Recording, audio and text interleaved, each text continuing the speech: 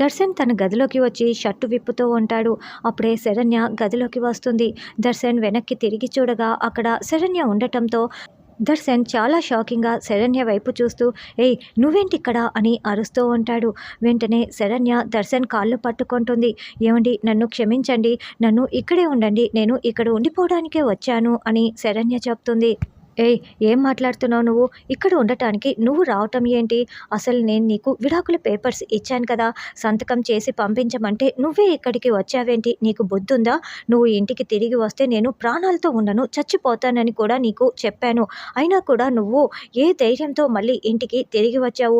వెళ్ళిపో, మర్యాదగా వెళ్తావా లేదా అని దర్శన్ చెయ్యి చూపిస్తూ ఉంటాడు. అప్పుడు శరణ్య ఒక్కసారిగా దర్శన్ చెయ్యి పట్టుకొని ఏమండి ప్లీజ్ అండి, నేను ఇక్కడే ఉంటానండి, మీరు లేకపోతే నేను ఉండలేనండి, మీరు లేకపోతే నేను ప్రాణాలతో ఉండనండి అని శరణ్య వేడుకుంటూ ఉంటుంది. వెంటనే దర్శన్ తన చేతిని విదిలించేసుకొని ఏయ్ నీకే చెప్తున్నది, వెళ్తావా లేదా? ఏంటి నువ్వు ఉంటే నేను ఉండనని చెప్తున్నాను కదా అని దర్శన్ అంటాడు. అది కాదండి, ఈ ఒక్కసారికి నన్ను క్షమించేయండి, నేను విడాకులు కూడా ఇవ్వలేనండి, ప్లీజ్ అండి అని శరణ్య వేడుకుంటూ ఉంటుంది.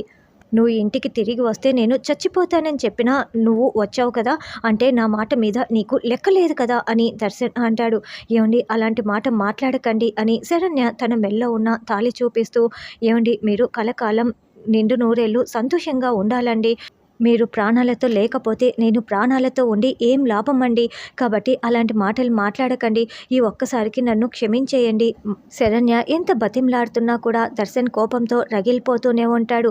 అదేంటి ఇది డైవర్స్ పేపర్స్ మీద సంతకాలు పెట్టి పంపిస్తుంది, ఇద్దరం విడాకులు తీసుకుంటాం, తర్వాత సమీరని పెళ్లి చేసుకోవచ్చు అనుకుంటే ఇది ఇలా ఇంటికి వచ్చేసింది అని దర్శన్ టెన్షన్ పడుతూ ఉంటాడు.